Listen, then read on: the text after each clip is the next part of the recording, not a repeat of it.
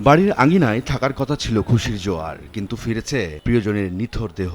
ঢাকা টাঙ্গাইল মহাসড়কে ঈদের ছুটিতে বাড়ি ফেরার পথে একটি রড বোঝাই ট্রাক উল্টে প্রাণ হারান 15 জন। ঈদ এলেই যেন মরণ ফাঁদে পরিণত হয় সড়ক পথের যাত্রা। ঈদের ছুটি শুরু থেকে কর্মস্থলে ফেরা পর্যন্ত 15 দিনে সারা দেশে 394টি সড়ক দুর্ঘটনায় প্রাণ হারিয়েছেন 402 জন, আহত হয়েছেন 1294 জন। সড়কের পাশাপাশি রেল ও নৌপথ মিলিয়ে 442টি দুর্ঘটনায় প্রাণ গেছে 438 জনের।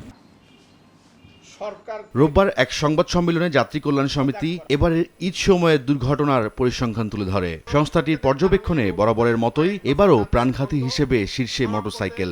মোট দুর্ঘটনার 38.83% ছিল মোটরসাইকেল কেন্দ্রিক। তবে নতুন আতঙ্ক হিসেবে যোগ হয়েছে ব্যাটারি চালিত রিকশা, যা দুর্ঘটনার 12.34% জন্য দায়ী। এবারের ঈদে 153টি মোটরসাইকেল দুর্ঘটনায় 159 জন নিহত হয়েছে। 12.34% ব্যাটারি চালিত রিক্সা, 7.81% কার মাইক্রো, 6.56% নসিমন করিমন। সংস্থাটির দাবি, গত বছরের তুলনায় দুর্ঘটনায় বেড়েছে প্রায় 4%, প্রাণহানি বেড়েছে 3%-এর বেশি, আহতের সংখ্যা বেড়েছে 10%। যাত্রী কল্যাণ সমিতির পর্যবেক্ষণ, এবারও ঈদ যাত্রা নিরাপদ করতে ব্যর্থ হয়েছে সংশ্লিষ্ট দফতরগুলো। মালিক সমিতিকে অতিরিক্ত ভাড়া আদায়ের নিয়ন্ত্রণের দায়িত্ব দেওয়া হচ্ছে, মনিটরিংয়ের দায়িত্ব দেওয়া হচ্ছে। সড়ক পরিবহন মন্ত্রণালয়ে চালানো হচ্ছে বাস মালিকদের প্রেসক্রিপশন অনুযায়ী।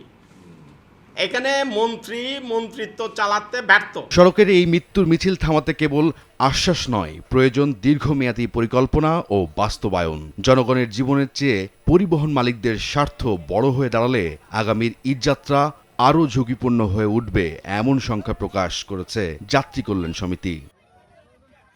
রাইদুল ইসলাম শুভ, সময় সংবাদ, ঢাকা।